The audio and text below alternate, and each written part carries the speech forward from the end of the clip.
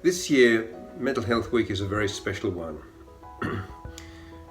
Australians and indeed the whole world have suffered through the worst pandemic for 100 years, and it's taken an emotional toll on the vast majority of the human race actually, and turned their world upside down, caused very significant physical threats but also threats to our mental health.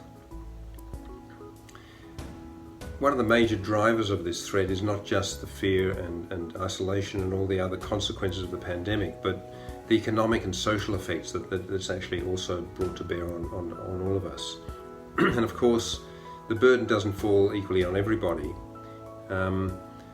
Those of us who are vulnerable to poor mental health in the first place are likely to have an episode or a relapse of existing problems. And sadly, these sorts of disasters and economic recessions are associated with a significantly increased risk of suicide.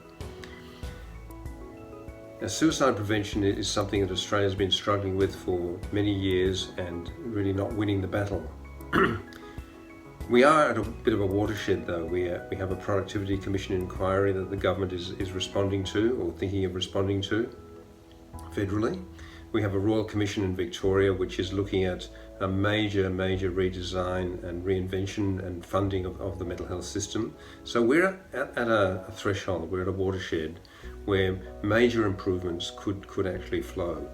And the public are mobilised and sensitised finally to the fragility of mental health actually, and the need to do something really decisive about it, and then doing it together with great community support. So this is why the winter solstice and all of the suicide prevention community and Australians for Mental Health, the organisation that's mobilising all Australians to try to fight for a better deal for the people with mental ill health and mental illness across the whole country. And we're part of a global movement called United for Global Mental Health, which is trying to do the same thing. So things are changing, and perhaps a global disaster like the COVID-19 is the type of period in history that we can actually achieve more rapid change and more revolutionary breakthroughs, and that's certainly what I'm hoping. And it requires people at the grassroots and in communities fighting for the lives of people who are struggling with mental ill health, which of course Albury-Wodonga is one of the most inspirational places in the whole country for that, through the work of the winter solstice, and I think Australia is ahead of the curve compared to the rest of the world too. So just wish everyone very well for Mental Health Week.